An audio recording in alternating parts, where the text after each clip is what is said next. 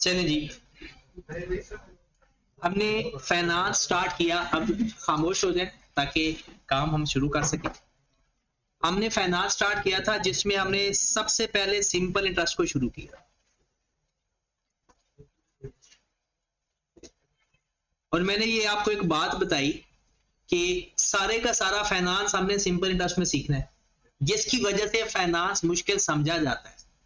Simple interest के सिर्फ दो फार्मूले, एक फ्यूचर वैल्यू फाइंड करने का फार्मूला, इसको ए से कुछ लोग लिखते हैं, कुछ लोग एस से लिख देते हैं, कुछ लोग इसको फ्यूचर वैल्यू से लिख देते हैं। ये आपने जैसे मर्जी डिनोट करो, आपकी अपनी मर्जी है। तो हम किससे लिख रहे हैं आजकल? ए से। और फ्यूचर वैल्यू फाइंड करने का फार्मूला है P into 1 plus RT। R मतलब रेट, T मतलब टाइम, A मतलब फ्यूचर वैल्यू और P मतलब प्रेजेंट वैल्यू। और दूसरी हमारी वैल्यू, हमारे फार्मूला है I इज इक्वल टू, ये क्या चीज फाइंड करके हमें देगा? आपने जितने पैसे इन्वेस्ट किए आपको एडिशनल कितने उसके ऊपर मिले, इंटरेस्ट की अमाउंट। ठीक होगी बात? उसके बाद हमारे पास एक फार्मूला यहां से ड्राइव किया हुआ है, P is equal to A over 1 plus R। अब आपने ना डिफरेंट तरीकों से इन बातों को याद रखना है, क्योंकि मैंने आपको पहले ही बताया कि ये टॉपिक हमारा काफी अच्छा टॉपिक है। इसमें से 25, 20, 25 या 30 नंबर तक पेपर हमारा आ जाता है यहां पर, और ये आगे आपकी प्रैक्टिकल लाइफ में, कैफ की जिंदगी में, सी फैप की जिंदगी में ये टॉपिक इस्तेमाल होता रहेगा। तो आप इसको प्रैक्टिकली पढ़ना है, कोशिश करनी है कि ये आने वाली जिंदगी में भी आपके काम आए। आप ये रजिस्टर भी अपने पास चाहे संभाल के रख लेना कि जब भी फाइनेंस की बातें आए यहां से अपना लिखा हुआ देख लेना, तो आपको ज्यादा अच्छी समझ लग जाएगी। अब हम सवाल देखते हैं। हुआ ये कि अगर आज हमारे पास 1000 रुपए की कोई भी चीज है, फ्यूचर में वो 1000 की नहीं रहती, फ्यूचर में वो वैल्यू बढ़ जाती है। सपोज दैट 1400 की हो गई, तो इसको हम क्या, 1000 होगी प्रेजेंट वैल्यू, 1400 के हो गया फ्यूचर वैल्यू, और इसको बोलते हैं time value of money, time value of money. इसका मतलब है मनी की वैल्यू, पैसे की वैल्यू टाइम के साथ चेंज होता। दूसरा, आपको एक बात याद होगी कि आप लोगों को कन्वर्जन के कुछ रूल्स होते हैं। जैसे 1 kg है, कितने ग्राम होते हैं इसमें? 1000 ग्राम। बिल्कुल ऐसे ही टाइम जो 1000 है, इसको आपने कन्वर्ट कर दिया फ्यूचर वैल्यू में, और इसका यूनिट क्या होता है भला? जैसे जैसे टाइम ज्यादा होता जाएगा आपकी जो फ्यूचर वैल्यू है बढ़ती जाएगी, जैसे जैसे टाइम कम होता जाएगा आपकी फ्यूचर वैल्यू की बात कर रहा हूं। तो टाइम ज्यादा, फ्यूचर वैल्यू ज्यादा, टाइम कम, फ्यूचर वैल्यू कम। जैसे अगर मैं यहां पर 2 kg कर देता तो क्या हो जाता? 2000। अब हम बात करते हैं कि एक छोटा सा क्वेश्चन पुराना करते हैं, फिर उसके बाद आगे बढ़ते हैं अपने सवालों में। कि एक क्वेश्चन लिखते हैं, an amount invested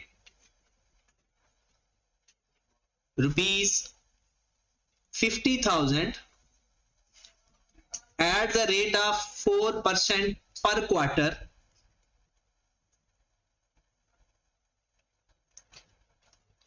for 8 years and 10 months. Find its future value. पहले आपने सवाल लिखना है, फिर इसको हम हल करते हैं, फिर आगे बढ़ेंगे। 50,000 पैसे इन्वेस्ट किए, किस रेट के ऊपर? 4% पर क्वार्टर के हिसाब से। किस टाइम के लिए? 8 साल 10 महीनों के लिए। एंड इट्स फ्यूचर, फाइंड हमने करनी है फ्यूचर वैल्यू। याद रखें, जितने पैसे इन्वेस्ट करते हो वो होती है हमारी प्रेजेंट वैल्यू। रेट हमेशा पर एनम में होना चाहिए, रेट हमेशा पर एनम में होना चाहिए। ये जो 4% है, ये क्या पर एनम है? ये क्या है? तो सबसे पहले आप रेट अपना सही कर लो, 4% मल्टीप्लाइड बाय 4। क्या किया हमने, हमें पता है कि एक साल के अंदर 4 क्वार्टर होते हैं, उसने एक क्वार्टर का रेट दिया, तो 4 क्वार्टर का रेट क्या होगा, मल्टीप्लाइड बाय 4। उसके बाद ये जो टाइम है, इस टाइम को कैसे सही करते होते हैं, अगर पूरे पूरे ईयर्स हैं तो फिर तो है बात ठीक, अगर पूरे पूरे ईयर्स ना हो तो हम करते हैं 8 + 10 बाय, बात क्लियर हुई। अब आप जो मर्जी करो, हमें चाहिए फ्यूचर वैल्यू। फ्यूचर वैल्यू का फार्मूला क्या होता है, P × 1 + A कितना आ जाएगा, P कितना है हमारा 50,000, 1 प्लस रेट 4% लेंगे या 16% लेंगे, 0.16, और टाइम आ जाएगा 8 + 10 बाय, अपने कैलकुलेटर में पुट करने, एज इट इज आपका आंसर। कितना आ गया आंसर, 120,666 120,666। अगर मैं आपसे पूछूं कि इसके अंदर इंटरेस्ट कितना है, तो 50,000 निकाल दो, बाकी सारा इंटरेस्ट है। जितना आपने इन्वेस्ट किया था 50,000 आज से 8 साल पहले, तो 8 साल के बाद आपको जितने एडिशनल पैसे मिल रहे हैं वो सारे के सारे क्या है, इंटरेस्ट। तो इंटरेस्ट का चाहे फार्मूला लगा लो, वैसे इंटरेस्ट A - P भी होता है, I = PRD तो होता ही है ना, A - P भी होता है। तो जब ये दोनों अमाउंट है तो डायरेक्ट 70,000 ये हमारा इंटरेस्ट आ गया। बात समझ लगी, ओके होगी बात, आगे चलते हैं।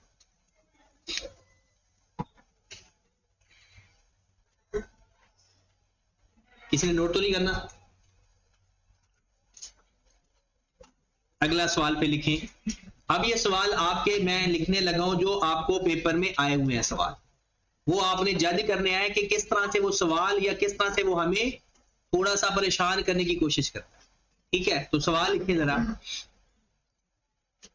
एन अमाउंट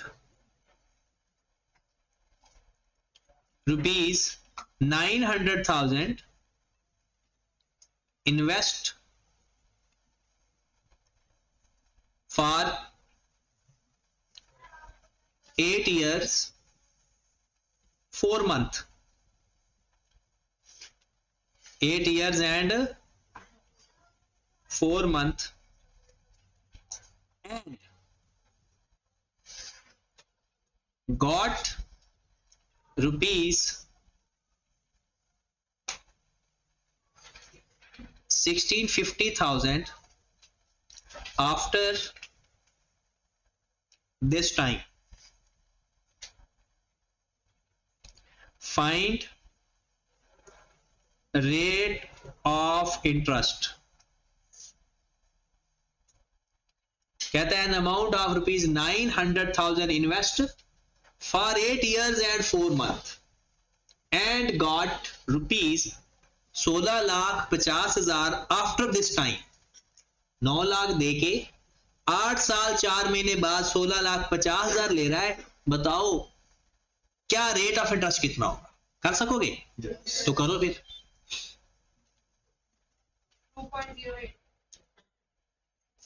2.08 जल्दी से आंसर, बाकी लोग भी बताएं, जरूरी नहीं कि यही आंसर ठीक हो, आंसर कोई भी ठीक हो सकता है।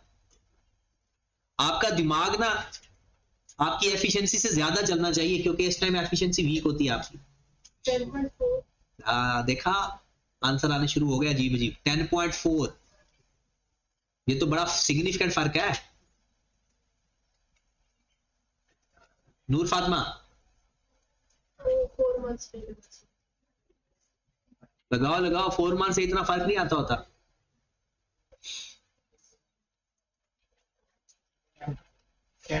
10%।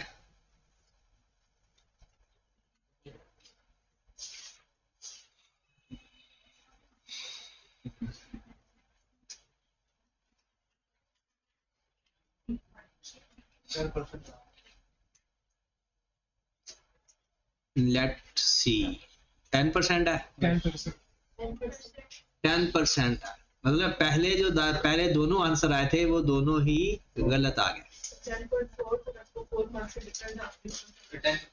10% आ रहा है,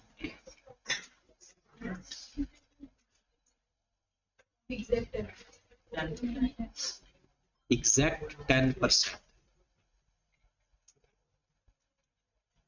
फाइंड भी किया है, आ रहा नहीं 10%। चले जी देखते हैं आपने कितने पैसे इन्वेस्ट किए, 9 लाख। ये क्या हो गया P।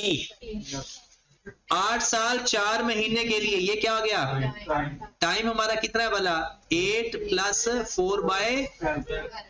आपको पैसे टोटल कितने मिले, ये क्या चीज है, फ्यूचर वैल्यू। हमें फाइंड क्या करना है, रेट ऑफ इंटरेस्ट। तो A = T × 1 + A कितना 16,50,000, 9 लाख T कितना है 9 लाख × 1 + रेट हमें फाइंड करना है और टाइम है 8 + 4/। अपने कैलकुलेटर में पुट करके सॉल्व फॉर एक्स भी ऑप्शन है आपके पास, और दूसरा इसको सिंप्लीफाई कर, और तीसरी भी एक ऑप्शन होती है बैक सॉल्व। उससे क्या करेंगे, जो पेपर में रेट गिवन होंगे वो बारी बारी 9 लाख की फ्यूचर वैल्यू फाइंड करेंगे, जो रेट 16,50,000 बना देगा इस टाइम में वो हमारा रेट होगा। मतलब हल करने के लिए ना ऑप्शन बड़ी है, आप बस थोड़ा सा एक्टिव हो जाए, क्योंकि इस टाइम थोड़ी सी आई नो कि आप सुबह से क्लासेस ले रहे होते हो, एनर्जी थोड़ी लो हो जाती है, कुछ लोगों की तो माशाल्लाह सुबह सुबह से ही हालत खराब होती है, लेकिन फिर भी हमें हर हाल में ये टॉपिक सीखना है। और एक टाइम ऐसा आएगा मैं सवाल लिखूंगा और आपने इधर ही आकर हल करना होगा। जी 900,000 जो मैंने लिखी हुई है वो तो 900,000 है, ठीक होगी बात। ओके अगले सवाल पे चलें। चलिए गलती नहीं होनी चाहिए इस सवाल के अंदर। अब an amount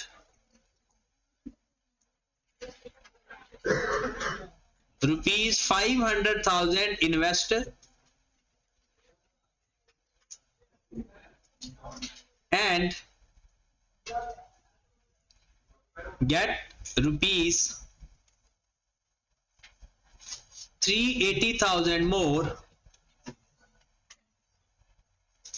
after 4 years and 8 months. Find rate of interest. Find simple rate of interest. जी मेरे भाई कर दो जरा, और ध्यान से करना है सवाल। ये किसी का आंसर नेगेटिव आ जाए पॉजिटिव आ जाए, कम या ज्यादा परेशान नहीं होना, बस आंसर आना चाहिए पहले।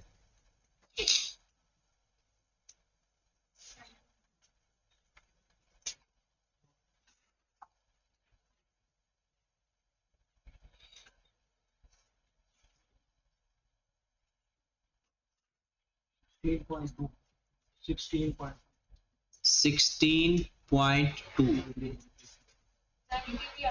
कितना माइनस परसेंटेज में 100 से मल्टीप्लाई तो करो।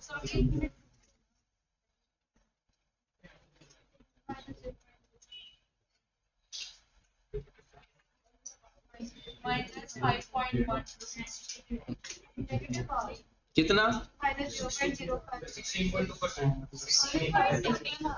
अच्छा नहीं, आपने किसी को बताना नहीं, जिसका जो जवाब आता है ना बस वही ईमानदारी से बताता जाए। -5.1 माइनस अच्छा 100 से मल्टीप्लाई भी किया है, क्योंकि रेट हमेशा 100 से मल्टीप्लाई करके बताया जाता है। -5 माइनस -5.14 16.2।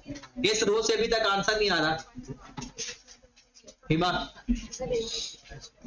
आपको कितना है? -5 16.2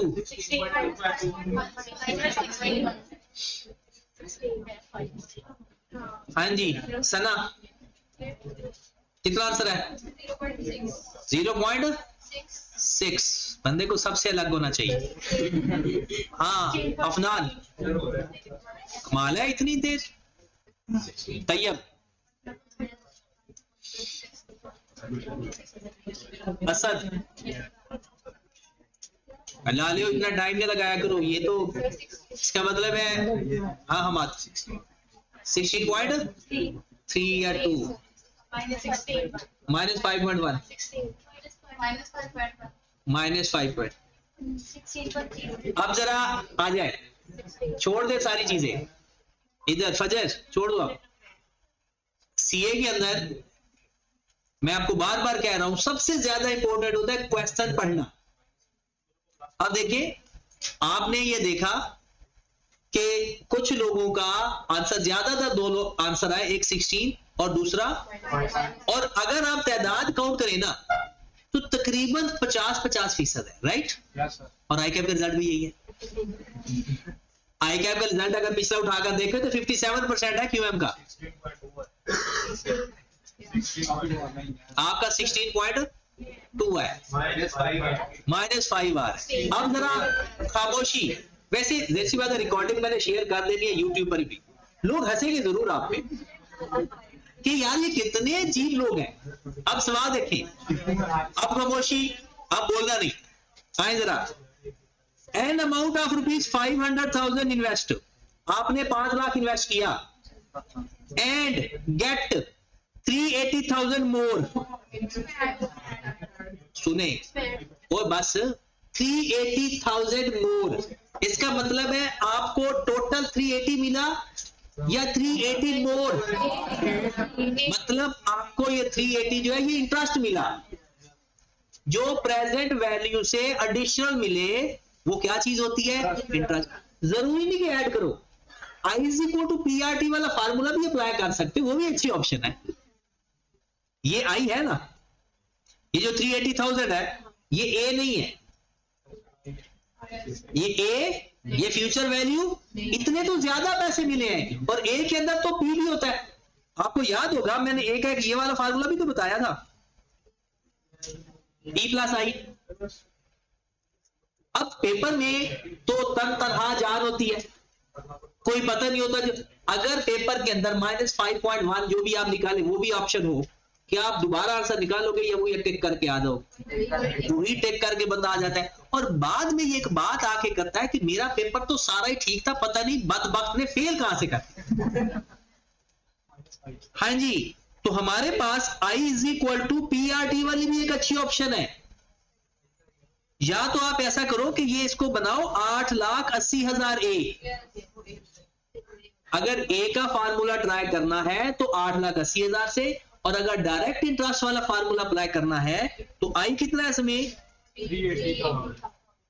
पी कितना है टाइम हमने रेट हमने फाइंड करना है और टाइम हमारा कितना है 4 साल 8 महीने चले जनाब अब तो सिंपली हल करना है इसको इधर आकर डिवाइड कर दें इसको इधर आकर डिवाइड कर दें आर का आंसर आ जाएगा 16 मतलब आपका आंसर आ रहा होगा 0.162 हमने उसको 100 से मल्टीप्लाई किया तो वो बन गया 16 पॉइंट बात समझ रहे हो पता चला ये जंबो वाला सवाल था वैसे मैंने आपको माफ कर दिया और इस पे लाजमी होता है मुझे ये समझ नहीं आती कि आप लोग ना जिस तरह का सवाल करवाता हो ना आप कहते हो मैं दूंगा भी वैसे ही सवाल ऐसा कभी पहले हुआ कुछ ना कुछ तो चेंज होता है ना वरना आपका टाइम जाया है क्यों तो थोड़ा सोचा करो और आई कैप के अंदर भी सवाल को पहले समझो उसके बाद करो मुश्किल सवाल नहीं होता थोड़ी सी अंडरस्टैंडिंग डेवलप करनी पड़ती है अगला सवाल लिखो फिर हाँ जी या पिछले कमेंट से बाहर नहीं अभी तक आए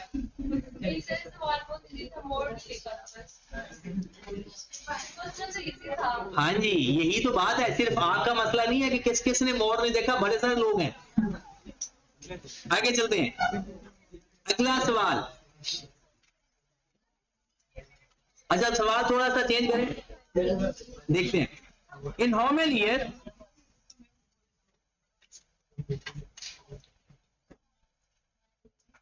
in how many years an amount is double itself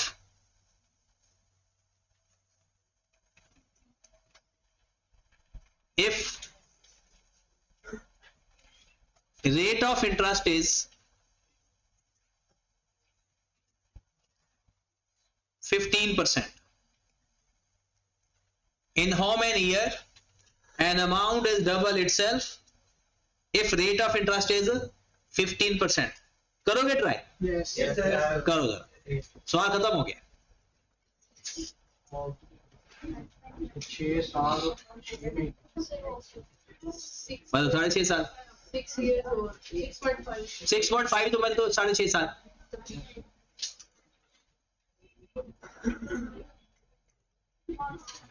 sir ये जरा ऐसी लगेगा 6.7 years.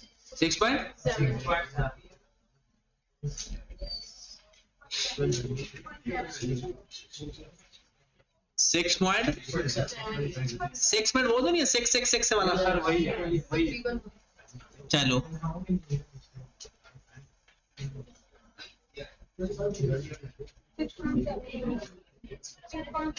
क्या हुआ 6.7। ये अब जरा खामोशी आ जाए वापस, हो गया? जल्दी करें जल्दी। आज हमने सिंपल टास्क की काफी सारी चीजें करनी है ताकि आप पे कुछ सवाल बन जाए घर से करने के लिए। 6.67। अच्छा, ये एक बात का ख्याल रखना है, हमने इस दफा टारगेट रखा है कि कोई एक स्टूडेंट भी फेल ना हो। उसके लिए सिर्फ आपने एक काम करना है, जो बात आपको बार बार करवाने के बावजूद भी समझ ना लग रही हो ना, तो मुझे एक दफा बताना जरूर है। बाकी आगे मेरा काम है कि मैंने किस तरह से उसको समझाना है।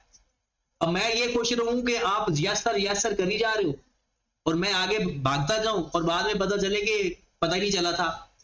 तो सिर्फ एक बात आपने हौसला दे रखना है कि भाई जो बात नहीं समझ लग रही ना बार बार करने से, वो एक दफा मुझे बताओ, मैं उसके 2-4 सवाल आपको करवाऊंगा, वो बात क्लियर हो जाए।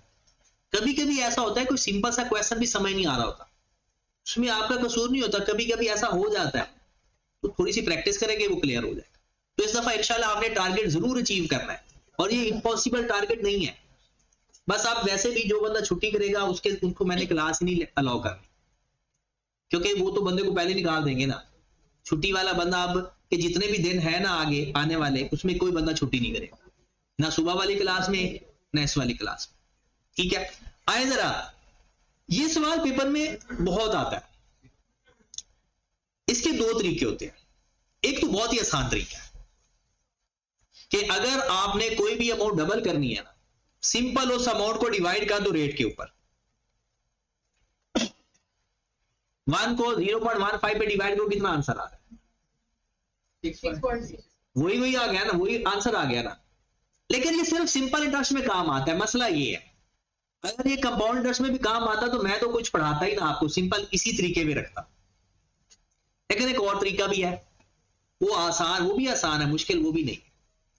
अगर सिंपल इंटरेस्ट है ना तो बहुत काम आसान है, लेकिन अगर कंपाउंड इंटरेस्ट है ना फिर हमें ये तरीका फेल हो जाता। तो इसलिए हम वो तरीका पढ़ लेते हैं जो यहां भी काम आए और बाद में भी।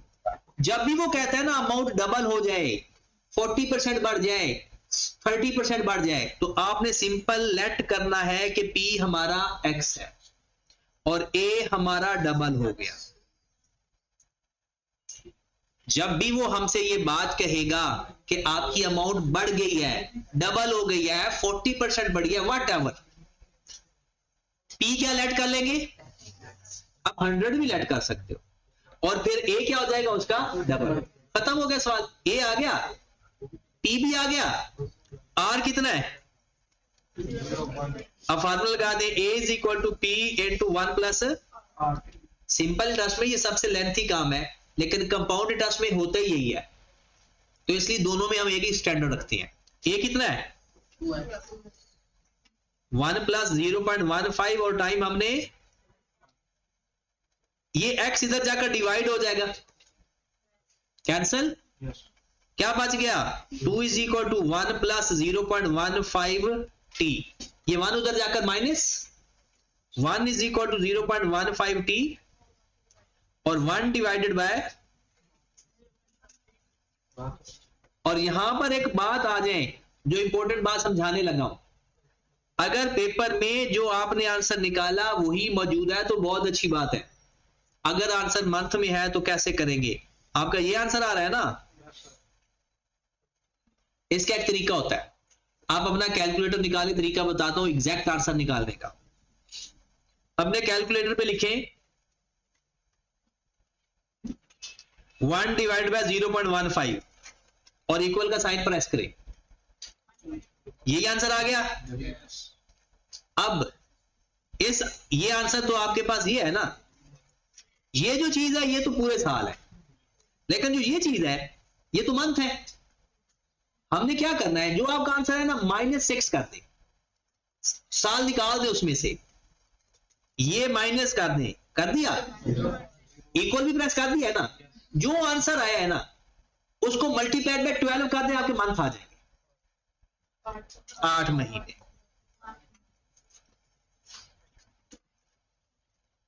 छह साल 8 महीने।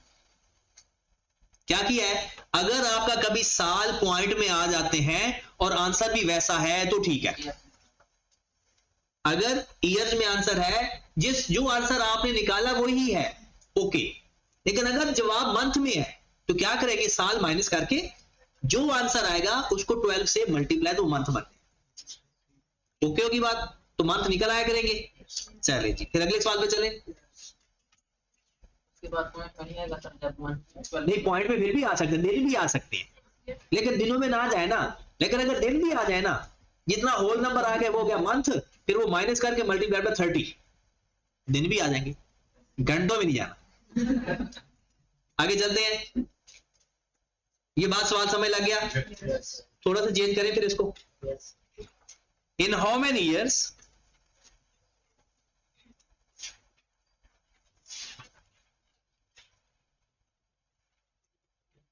an amount is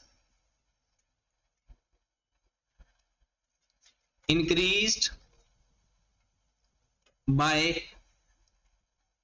80% itself at the rate of 12% per annum.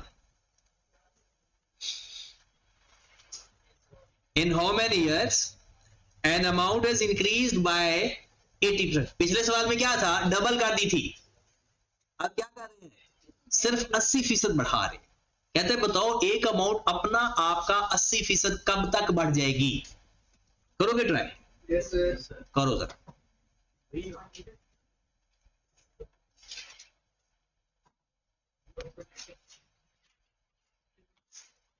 अब 1/12% नहीं करेंगे, अगर 1/12% करेंगे वो तो डबल कर देती है।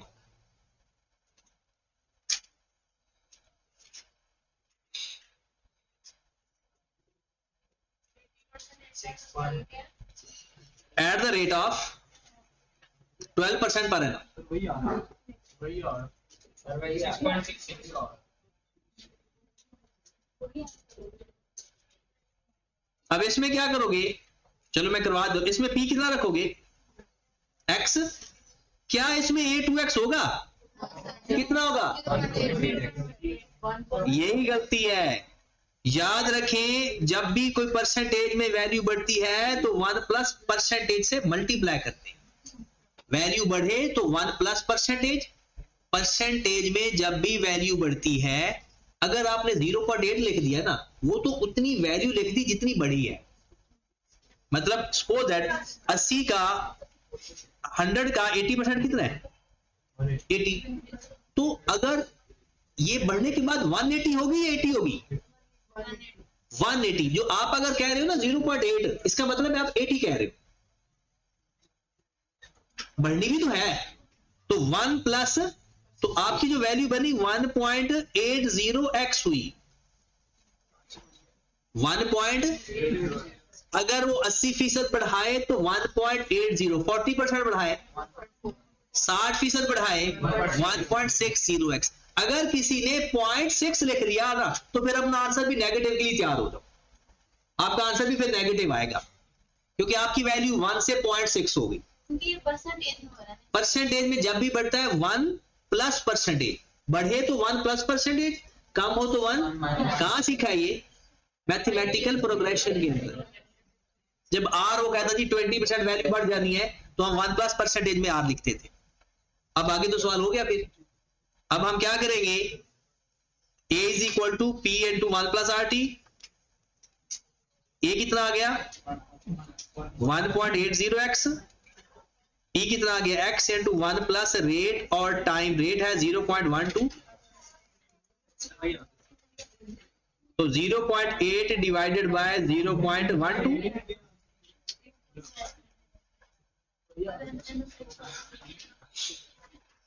जो भी आंसर आएगा फिर आगे फर्दर आपने खुद हल कर ले।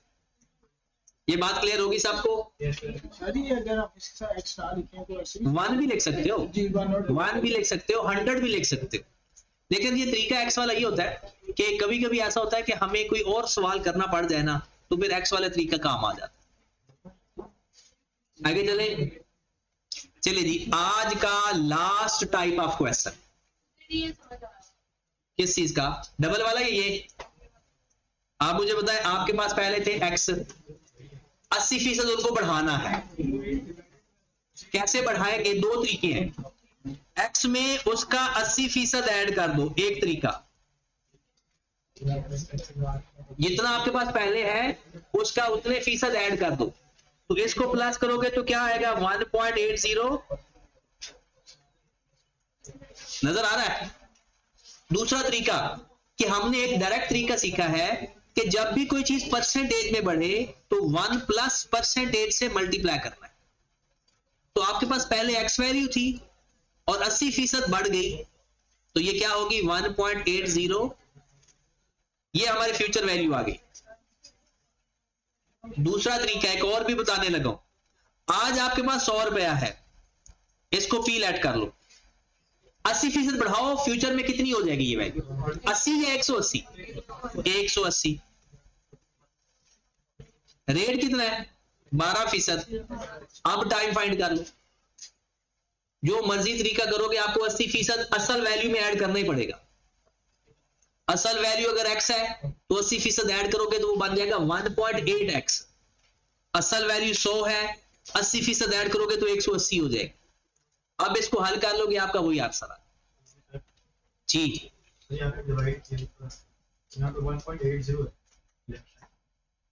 हाँ तो 1 इधर आकर माइनस भी तो हुआ है, 1 ये वाला इधर आकर माइनस नहीं होगा तो 0.8 बच जाएगा, फिर 0.12 इधर आकर डिवाइड हो जाए, एक स्टेप एक्स्ट्रा कर दिए। आज का लास्ट क्वेश्चन, लास्ट कॉन्सेप्ट, और ये जितने भी मैंने सवाल करवाया ना ये सारे पेपर में आए हुए हैं। सिंपल इंटरेस्ट के ये सवाल अगर आपने समझ के करके चले गए तो इन सवालों जैसा सवाल भी होगा। तकरीबन मैक्सिमम 15 तक सवाल चले जाते हैं इसके, 10 नॉर्मल आते हैं, 20 नंबर नॉर्मल आते हैं, और मेरा टारगेट ये होता है कि आपको 15 सवाल आएंगे तो मिनिमम 13 सवाल आपको आते हो, और अगर 10 हैं तो मिनिमम 8 आते हो, मतलब 2 सवालों का मार्जिन हम रख सकते हैं। वो भी इस दफा कोशिश मैं करूंगा कि वो 2 सवाल भी आपको आ जाए, क्योंकि इस दफा हमने एडिशनल प्रैक्टिस भी साथ ही करके जानी है। वो जो एडिशनल सवाल है ना फाइनेंस के, वो भी मैंने करवा के भेजे, ताकि वो 2 सवालों की कसर भी हम निकाल दें। चले जी, नेक्स्ट क्वेश्चन फिर है हमारे पास, an amount become rupees 40,000 after 3rd year and become rupees 52,000 after 6th year. What will be that amount?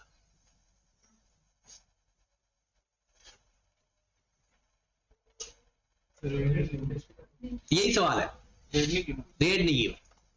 ये मैं करवाऊंगा, पहले मैं ये सवाल पहले लिख लो, मैं ये सवाल करवाता हूँ क्योंकि टाइम हमारा खत्म हो गया ऑलमोस्ट क्लास का, तो इसलिए हम ना कोई और रूम देखते हैं। रूम कोई अवेलेबल ही नहीं है, प्रोजेक्टर वाला है, सारी रूम में क्लासेस हो रही होती है, तो वो जो पहले वाली क्लास होती है वो थोड़ी लेट खत्म होती है क्योंकि वो बड़ी क्लास होती है ऑडिट की, तो ऑडिट की क्लास वो 10-15 मिनट अक्सर लेट हो जाती है, तो इसलिए हमारा टाइम थोड़ा कम हो जाता है। वरना फाइनेंस के लिए 1.5-2 घंटे मजा आता है बंदा को करता रहे तो। आप इंग्लिश के पीछे क्यों पड़े हुए हो? इंग्लिश वाला लास्ट में एन अमाउंट बिकम्स 40,000, एक अमाउंट है कोई, हमें नहीं पता वो कौन सी है। आज जो भी अमाउंट है वो चलते चलते तीसरे साल बाद कितनी हो गई? 40,000। कहते हैं वही, फिर हमने नहीं कुछ रोका उसको, वो 6 साल बाद कितनी हो गई? 52,000। कहते हैं बताओ वो असल अमाउंट क्या थी जीरो के ऊपर? दोबारा सुने, एक अमाउंट है, हमें नहीं पता वो अमाउंट कौन सी है, लेकिन वो 3 साल बाद कितनी हो गई? 40,000 जो भी अमाउंट थी, और फिर मजीद 3 साल के बाद वो कितनी होगी? अच्छा, अगर है ना, अगर जो है ना सिंपल इंटरेस्ट होता है ना, वो हर साल का इंटरेस्ट होता है फिक्स। हुआ ये कि 40,000 3 सालों में 12,000 आगे चलेगी, 3 सालों में 12,000 आगे चलेगी, मतलब हर साल 4-4 हजार का फर्क आ गया। और अगर हम 4,000 माइनस कर, इसमें से 40,000 में से 3 साल वापस आने, तो 12,000 माइनस कर देंगे। लेकिन अगर वो आपसे ये कह दे कि मुझे रेट ऑफ इंटरेस्ट भी चाहिए,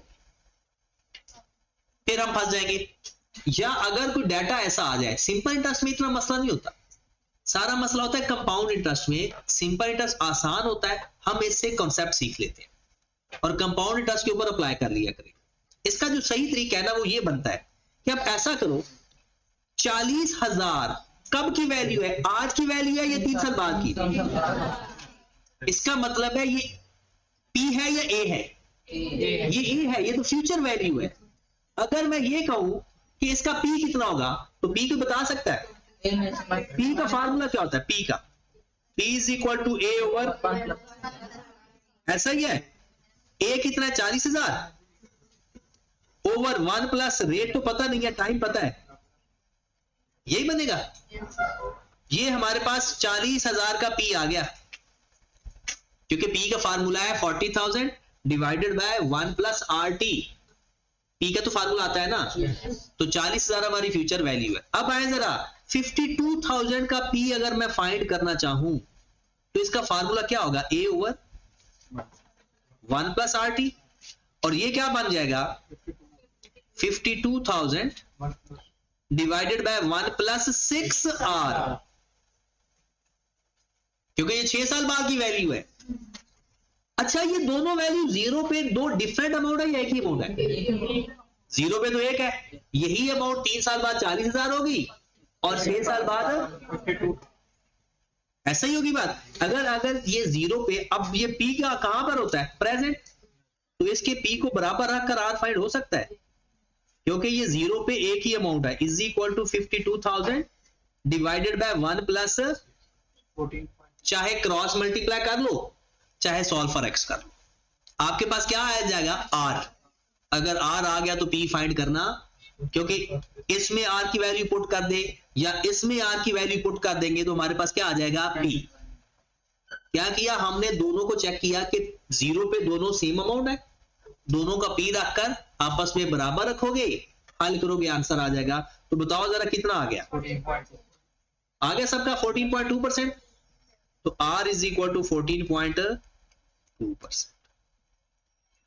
क्रॉस मल्टीप्लाई करके हल कर लेना या सॉल्व फॉर x कर लेना। मुझे R नहीं चाहिए, मुझे तो आज की वैल्यू चाहिए प्रेजेंट। तो यहां पर इस जगह R की वैल्यू पुट कर दो या इस जगह, दोनों में से जिस जगह पे पुट करोगे आंसर आएगा। E is equal to 40,000 divided by 1 plus R आ गया 0.142, और टाइम कितना? 3 साल। कितना आंसर आ गया? 28,000। 28 ही आना चाहिए। 28,000। हाँ जी जनाब, हो जाएंगे सवाल? 77 भी ऐसे सॉरी 77 भी आए 77? क्या चीज 77 है?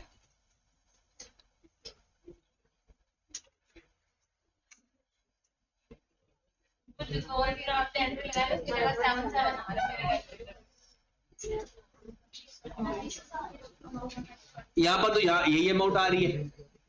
अच्छा, कल आपने आई कैप की किताब का जो सेल्फ टेस्ट है, आई कैप की किताब का जो सेल्फ टेस्ट है, उसके 15 क्वेश्चन करके आने। पहले 15 क्वेश्चन, चैप्टर नंबर 5 है ये आपका। आपने सॉल्व कितने हैं मैं मार्क हुए थे सॉल्व हुए प्लीज नोट भी होता है क्वेश्चन नहीं, वो कैलकुलस सॉल्व देखने में, ठीक है।